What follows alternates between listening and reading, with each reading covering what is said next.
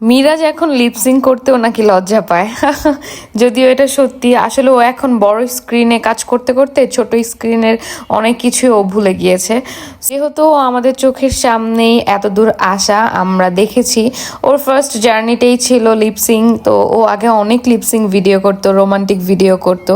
ও সবসময় চাইতো যে ও অনেক বড় একটা জায়গায় দেখবে। আলহামদুলিল্লাহ, আসলে আমরা ওকে নিয়ে অনেক বেশি প্রাউড ফিল করি যে মাশাল্লাহ আমাদের সার্কেলের মধ্যে ও এমন একটা জায়গায় এখন।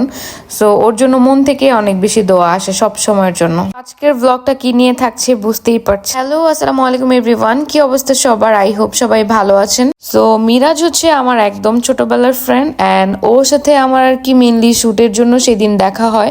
ওকে আমি একটা হুডি গিফট করি সেদিন রাতে আর কি। হুডিটা আমি কালেক্ট করে দেন আমি ওর পছন্দ মতোই ওর প্রিন্ট দিয়ে ওকে হুডিটা আর কি গিফট করি আমি। সো দেখেন, আসলে আমি এত পরিমাণ চুলে মানে হাত দেই, এটা এই ভিডিওটা দেখলে আসলে বুঝতে পারবেন আমি যে কি পরিমাণ চুলে হাত দিই। বারবার চুল ঠিক করি, বারবার এদিক সেদিক করি, তারপরও কেন জানি আমার মনে হয় না যে আমার চুল ঠিকঠাক ভাবে আছে। আচ্ছা, অনেকে আমাকে জিজ্ঞাসা করেছিলেন আসলে রেস্টুরেন্টটা কোথায়। এটা হচ্ছে আপনার উত্তরা 7 নম্বর সেক্টর হাই কেয়ার হসপিটালের অপোজিটে দ্য ইটালিয়ান রেস্টুরেন্টের উপরতলায়। খুবই ভালো ছেলে, কাজের ছেলে। এই তো ওর এই হুডিটা আসলে মেনলি আমি ওকে গিফট করি, অ্যান্ড আমার পরা হুডিটাও কিন্তু আমার ফেসবুক পেজে পেয়ে যাবেন। ইভেন মিরাজের পরা হুডিটাও কিন্তু আমার ফেসবুক পেজ বাটারফ্লাই লামিয়াতে পেয়ে যাবেন। তারপর আমরা যেয়ে কিন্তু সাথে সাথে শ্যুটগুলো করে ফেলি। করার পর অনেক বেশি হাংরি ছিলাম আমি।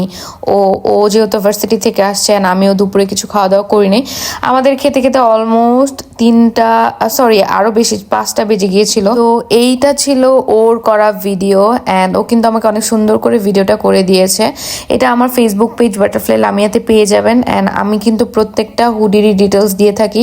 আমাদের হুডিগুলো অনেক বেশি প্রিমিয়াম, আপনি চাইলে আপনি আপনার মতো করে আপনার পছন্দ মতো আপনি কাস্টমাইজ করে নিতে পারবেন। তারপর আমরা 6টার দিকে আর কি বের হয়ে যাই সেখান থেকে। আর এই রেস্টুরেন্টটা কিন্তু অনেক বেশি সুন্দর, তাদের খাবার বিহেভিয়ার অল ওভার অনেক বেশি ভালো লেগেছে। এটা হচ্ছে সিক্রেটো রেস্টুরেন্টের নাম। সো এখানে যারা যারা গিয়েছে অবশ্যই কমেন্ট সেকশনে বলে যাবা, আসলে ওদের সবকিছুই আমার কাছে অনেক বেশি ক্লাসি লেগেছে। ওই তো দেখা যাচ্ছে হাই কেয়ার হসপিটাল, ঠিক এটার অপোজিটেই রেস্টুরেন্টটা। তারপর মিরাজ চলে যায়, অ্যান্ড আমি জসিমউদ্দিন আর কেউ আমাকে নামিয়ে দিয়ে যায়। এখান থেকে আমার একটা পার্সেল ছিল মেহেদি, সেটা দিয়ে দেন আমি একটু আড়ংয়ে ঢুকি, কারণ আমার কিছু স্কিন কেয়ার প্রোডাক্ট অ্যান্ড আমি কিছু অর্নামেন্টস বা কিছু পার্স কিনতে চেয়েছিলাম।